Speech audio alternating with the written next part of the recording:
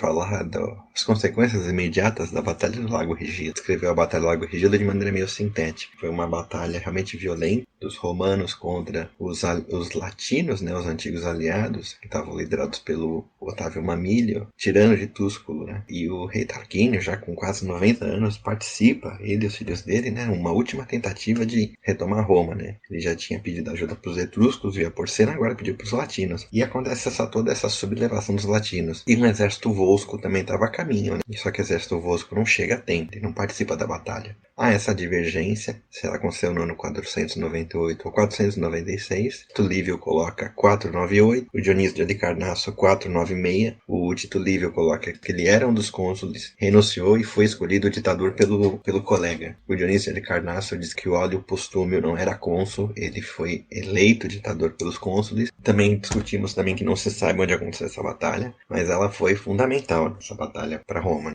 Seja em que ano for, seja qual o status prévio do ditador Aulo Postúmio, é interessante uma coisa que o Theodor Mommsen comenta, que o ditador, ele realmente é uma magistratura que tenta recuperar o poder original do rei de maneira militar e por prazo delimitado. Lembrando que o ditador governava por 6 meses só, né? O mandato do ditador era de 6 meses. Então o ditador, ele realmente é um cargo meramente militar, né? Que visa reunificar o poder do Estado romano e, em tese, gera para os romanos um terceiro general. Tem os 2 cônsules e o terceiro general. O ditador vence a batalha, foi uma batalha muito exaustiva, os romanos tiveram muitas idas e vindas, a cavalaria teve que se juntar na batalha, lutar a pé, teve morte, o irmão do Valério Publico morreu também nessa batalha, os cônsules tiveram duelos pessoais, exilados, então assim, foi uma batalha muito exaustiva, mas como prática, o exército romano terminou a batalha, vencedor, né, os mortos no campo de batalha, recuaram para o acampamento deles. O exército dos Volscos, os Volscos eram um povo italiano que vivia no sul da Itália, quer dizer, um pouquinho mais ao sul do Lácio, não no sul da Itália, o sul da Itália é os gregos, né? Os Volscos, eles se aliaram aos latinos, só que eles não chegaram a tempo para a batalha. Então o exército Volsco chega. E o exército Volsco chega e vê o campo de batalha e vê que os romanos ganharam e os aliados deles foram detonados. Cheio de corpo de latino morto em batalha, né? Os latinos fugiram. E o exército romano no acampamento dele. A acampamento romano era cercado de paliçadas. Os romanos eram muito bons nisso. Não é à toa que conquistaram muito. Então o exército Volsco chega no final da batalha e vê aquela desgraça toda. Chegamos atrasados. E agora? O que nós fazemos?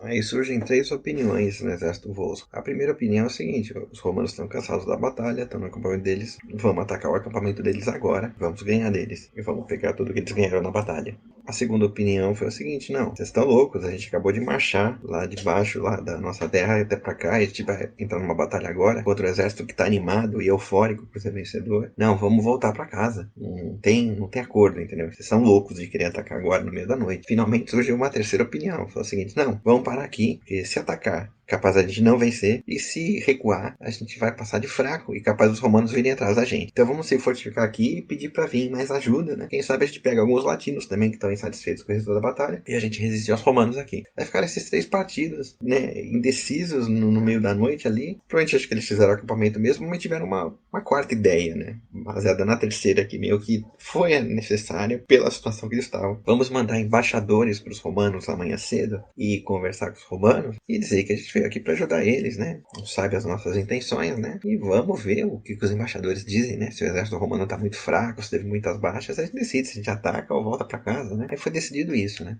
Na manhã seguinte, foi uma turma dos caras mais articulados dos Volscos, né? Os Volscos eram um povo italiano. Foram lá de embaixadores para falar com os romanos, né? Falar com o Aulo Postúmio, né? Era o ditador. Todos carregando o seu raminho de oliveira, que é o símbolo dos embaixadores, né? Roupa branca, tal. E foram lá: Aulo, nossa, viemos aqui para ajudar vocês. Vimos que acabou a batalha. O que a gente pode fazer por vocês? Tal. E só espionando, né? Aí o Aulo Postúmio, o Dionísio de Halicarnasso coloca discurso direto, mas ele fala assim: vocês são muito caros de pau pra vir aqui. A gente sabe que vocês iam lutar contra a gente. Vocês chegaram atrasados, ó, tá aqui as cartas, ó, que eu peguei dos latinos que morreram aqui na batalha, dos generais que eu capturei no acampamento. Tá aqui, vocês escrevendo que vocês vão se aliar a eles. Vocês são muito cara de pau pra vir aqui. E o exército romano fica furioso com os Volscos e tenta apedrejar. O ditador não deixa, porque ele alega que, pro direito da época, os embaixadores são sagrados, você não pode matar embaixador. É porque os embaixadores são protegidos por Júpiter. E até uma convenção de guerra, né? Tanto é que aquele filme 300 de Esparta, na hora que o Leônidas joga o embaixador persa num poço, isso aí tá errado, porque os embaixadores eram sagrados. É você matar embaixador,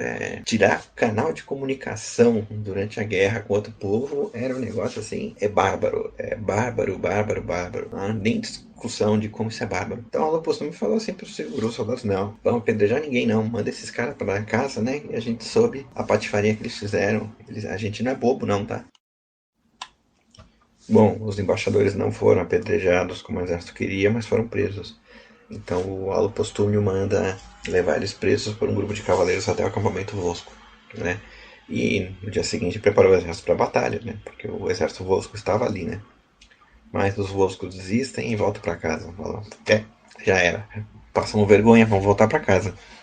E assim o exército do Aldo Postúmio volta para Roma, né? Carregado de despojos e riquezas em triunfo. O Aldo Postúmio ele triunfou. Mais tarde eu explico a natureza do triunfo. E além do templo que eu já me referi de Castor e Pollux, também foi construído o templo para Ceres e para Liber e Libera. Liber e Libera era uma divindade autóctone romana, né? Assim como também era originalmente Saturno e Marte, né? E conforme eles foram tendo contato com a cultura grega, foi se identificando com os deuses gregos, né? Lembrando que a grande fonte da cultura grega para os romanos eram os etruscos, né? Porque os etruscos eles tinham muito contato com a Magna Grécia ao sul, né? Os etruscos eram o povo mais refinado da Itália. E Roma estava saindo de uma época de profunda dominação, não só política pelos aquíleos, mas cultural da Etrúria. Então já havia muito contato de Roma com a Grécia, tanto é que um dos templos que o Aldo Postúmio faz é o templo de Castor e Pollux, né, os Dioscuros. Isso é eminentemente da mitologia grega. Lembrando mais uma vez que eles têm uma visão de Castor e Pollux lutando na Batalha do Lago Regila lá dos romanos e uma visão deles no Fórum Romano mais tarde. Então, assim, a cultura grega já está bastante embasada aí nessa época, né? Há até quem diga que a fundação da República Romana foi uma ficção histórica, porque na mesma época o Pisístrato foi expulso de Atenas, Pisístrato, tirano de Atenas, né? Só que há uma certa diferença aí, porque Atenas, a revolução que expulsou o Pisístrato, levou um governo democrático, né? Em Roma, a revolução que expulsou o Tarquínio, ela levou um governo aristocrático, ainda que houvesse as reformas democráticas do Valério Publico. No rescaldo da batalha, né, os latinos mandam embaixadores para Roma. O que acontece? Os latinos, obviamente, eles não entraram em bloco contra Roma. Houve um partido, e esse partido realmente arregimentou os exércitos. Então, o pessoal que era a favor dos romanos, havia muitas famílias comuns, os latinos e os romanos já estavam fortemente misturados, né? Roma era uma cidade latina, sob a influência da Etrúria, né, e Sabino, né? 3 povos compuseram os romanos, os latinos, os sabinos e os etruscos. Então, assim, havia muita ligação entre os latinos e os romanos. Então os embaixadores latinos foram até o Senado romano para pedir perdão, porque pelo jeito de guerra os romanos podiam destruir as cidades latinas e escravizar todo mundo. Então na hora que você perdia a batalha, você tinha que implorar pro vencedor, que você estava à mercê dele, né? Aquilo que o chefe gaulês fala dos romanos quando séculos mais tarde eles saqueiam Roma, ai dos vencidos, né? Então, e os romanos já tinham destruído algumas cidades latinas, né? Colonizado outras, né? Então, os latinos estavam realmente na mão dos romanos. Então, os embaixadores latinos vão até o Senado como suplicantes, né? Lembrando as ligações familiares, lembrando a tradição de aliança que os latinos tinham com os romanos, que foi rompida por um grupo minoritário que não representava o povo inteiro, aquele discurso de sempre. Né? E o Senado se reúne para reunir o que ele vai fazer com os latinos. Estava à mercê de Roma, né? Lembrando que, em termos de política externa, a competência era do Senado romano. Então, o cônsul, no caso o ditador, né, o Aldo Postúmio ainda estava governando, né, tem aquela discussão se ele era cônsul ou não, né, reúne o Senado e põe os senadores para falar. O Senado romano era o seguinte, o primeiro que falava era o cara com mais experiência de magistratura, depois iam falando por ordem de prestígio no cursus honorum, né. O sistema era bom, mas tinha um problema, porque, em geral, o cara mais velho dava a opinião dele tinha muita força, só que a opinião dele virava a primeira, né, e quem era mais novo começava a dar contraponto. Pessoalmente, acho que prefiro o sistema que é usado em algumas supremas cortes, de que o mais novo fala primeiro. Todo mundo espera, vamos dizer assim, o mais velho falar por último, mas no Senado romano era primeiro falava o mais velho, né. E o Dionísio de Halicarnasso registra os argumentos de cada parte. Bom, o primeiro que falou foi o Tito Lárgio, né? Lembrando que ele foi o primeiro ditador, né? Foi eleito o primeiro ditador, o Aldo Postúmio foi o segundo. O Tito Lárgio, então, ele é o primeiro a falar. Lembrando que ele foi eleito ditador por uma guerra que acabou não acontecendo, né? O medo do ditador acabou tirando os inimigos, se não me engano, os sabinos desistiram da guerra, né? Coisa que os ruscos e os latinos não tiveram a sabedoria de fazer. E o Tito Lárgio comenta o seguinte, ó, gente. Nós somos aliados dos latinos faz tempo.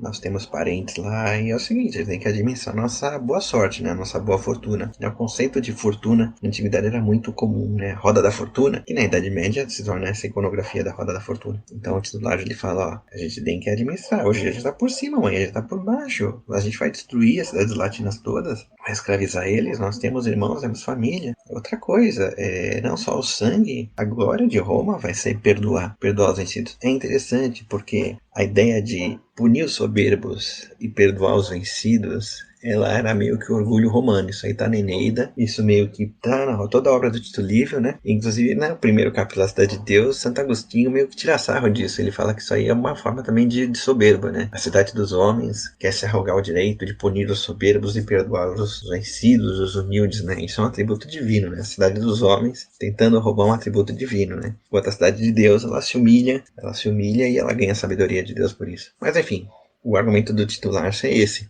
Ele fala um argumento super interessante até, né? Que acho que valeria a pena até no futuro estudar mais à luz de Voegelin e Carl Schmitt. Ele fala o seguinte, ó, todo povo tem desejo inato de liberdade. Se um povo se submeteu voluntariamente, vamos aceitar. Porque se todos os povos lutassem pela liberdade, ia ser uma guerra total. Essa é uma guerra, a humanidade é destruída, porque essa é uma guerra total de todos contra todos pela liberdade. Seria Rome Total War, não é o nome do jogo até. Já que os latinos realmente eles se entregaram à liberdade deles, né, não vamos aceitar, porque hoje a gente ganhou, mas a gente pode perder, não vamos abusar da nossa sorte, não. E Roma vai ficar mais forte, né, pela aliança definitiva com eles já entregaram os pontos mesmo, já desistiram de batalha já com a gente. O segundo a dar seu parecer foi o Sérvio Sulpício, que foi cônsul no anos 500, né? Foi cônsul naquele ano. Ele fala o seguinte, ó, pelo motivo da amizade, do grau de parentesco, a gente tem que dar uma anistia aos latinos e perdoar. Mas também eles têm que ser punidos, então eles vão perder metade do território dele para os romanos. Nós vamos completar eles com cidadãos romanos, né? População. Então, assim, o Sérvio Sulpício votou pela anistia dos latinos, né? Mas eles iam pagar reparações de guerra em termos de terras.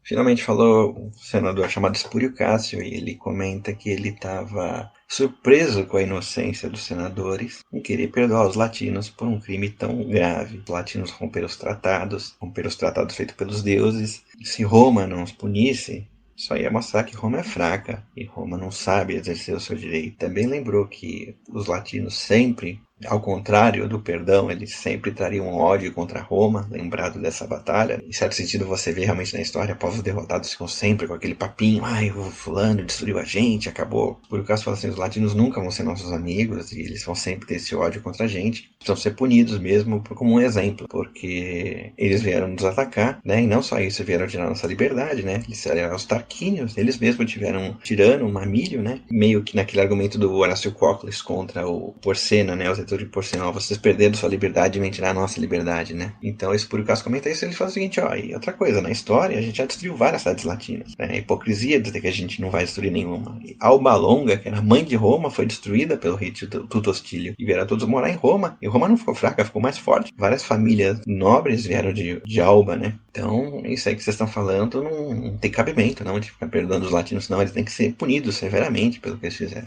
Bom, o Senado votou, o próprio ditador, da opinião dele, venceu a opinião do titular, né? Perdão e anistia aos latinos, né? Sem punição. Então os embaixadores foram chamados ao Senado e o ditador deu o veredito, ó, vocês mereciam realmente todo o castigo. Vocês violaram os tratados e vieram aqui para tirar nossa liberdade, mas nós somos romanos, nós punimos os soberbos e perdoamos os fracos, então vocês estão perdoados, tá? Só que vocês vão voltar para a cidade de vocês, vão entregar como prisioneiro todos que foram a favor da guerra e vão romper todas as alianças que eles tiveram com os Volscos e vamos renovar o tratado de amizade. Os embaixadores vieram super felizes, os latinos na cidade ficaram felizes porque era direito dos romanos escravizar eles e destruir as cidades e tomar as terras, né? Então os romanos não fizeram nada, né? Aí fizeram a paz com os feciais, lembra? Os feciais da época do Anco Márcio, que eram os sacerdotes que faziam os tratados diplomáticos, né? Tito Livio narra que os latinos mandaram uma coroa de ouro pro Capitólio e assim, eles só esperavam desgraça e receberam anistia, né? Então eles realmente ficaram mais ligados aos romanos, a tal ponto que mais tarde os Volscos, eles tentam aliciar os latinos para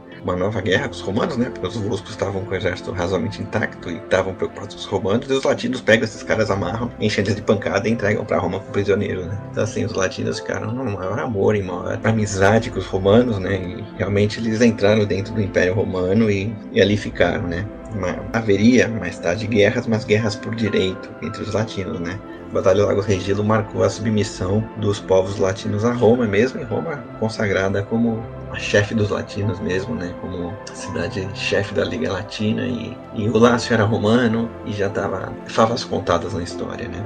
O parecer do titular Gil realmente foi vencedor, e na história ele provou realmente que foi o que lhe deu certo, né? Quando você pensa na destruição de Alba Longa, né? Cidade mãe de Roma, né? A cidade dos deuses de Roma, você pensa assim, caramba, né? Um negócio meio bárbaro, né? Por mais que os romanos tivessem mantido os templos, no templo de Júpiter Lacial, isso aí virou praticamente uma reserva turística, né, da época. Um templo sozinho, sem cidade, cujo templo de Júpiter Lacial hoje em dia tinha virado um convento, né, nos séculos medievais, Renascimento, mais tarde virou um quartel do exército italiano, e agora o templo de Júpiter Lacial, quer dizer, a base do templo de Júpiter Lacial é uma estação de telefonia, irônico, né, no Monte Albano. Então, destruir a cidade assim, uma cidade com ligação, era um negócio meio bárbaro, né? Meio bárbaro. Então, o aparecer do Tlágio venceu, foi bom dos romanos. Foi muito bom dos romanos, porque os latinos, né, dentro do tratado com Roma, os latinos eram obrigados a fornecer soldados, então o exército romano crescia mais e mais e mais.